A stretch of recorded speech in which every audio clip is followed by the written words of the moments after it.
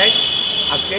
আমরা সাংবাদিকদের তো আপনার পাইলে একটু জায়গা না, আমি পরিবার নিয়ে, আমি ফ্যামিলি নিয়ে কোনো কথা বলতে আসি।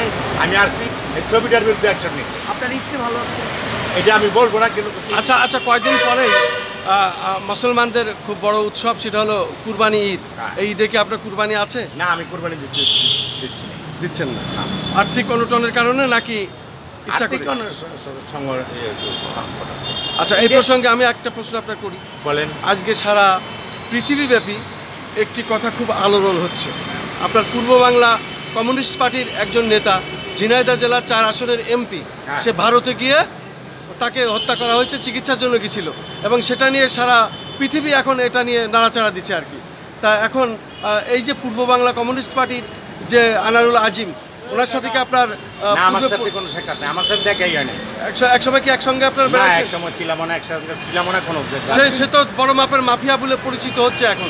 আমি জানি না কতটুকু সত্য কতটুকু মিথ্যা। আচ্ছা, আমি জানি না, আমি ওনাকে চিনি না, এইটুকু। আচ্ছা, আপনার জীবনের অভিজ্ঞতার সাথে মিল রেখে একটা প্রশ্ন করবো। বলেন। বিষয়টা হচ্ছে, মানুষকে যখন আপনি ফাঁসি দিতেন তার আগে এই যে কোনো কথা বলবেন, আপনার তো এক কথা বললাম যে আমি এগুলি বলতে আসি না, পরিবার বাদ দেবো, ফাঁসির কোনো ব্যাপারের কথা বলবো না। আজকে যেটা নিয়ে আসছি সেটার কথা বলছি না। শুধু কতজন ফাঁসি দিয়েছেন এই কথাটা শুধু বলি না। 40 জনের ঊর্ধ্বে দিয়েছে, 40 জনের ঊর্ধ্বে, 60 জনের ঊর্ধ্বে উনি নিজ হাতে পাঠিয়ে দিয়েছেন। আচ্ছা, সেই জল্লাদ চিন্তা করা যায়? শাহজাহান ভাই, হচ্ছে মানুষকে ফাঁসি দেওয়ার আগে তাদের ফিলিংসটা কেমন হয় এটা বলবো একটু বাইক দেন আমরা। শাহজাহান ভাই প্রায় 60 জনের ঊর্ধ্বে যিনি জল্লাদগিরি করেছেন এবং ফাঁসি দিয়েছেন, সেই শাহজাহান ভাই আজকে কিছু সাক্ষাৎ দিলেন জাতীয় প্রেস ক্লাবের সামনে, সাংবাদিকদের সামনে। সে তার কিছু অনুভূতি তুলে ধরলেন।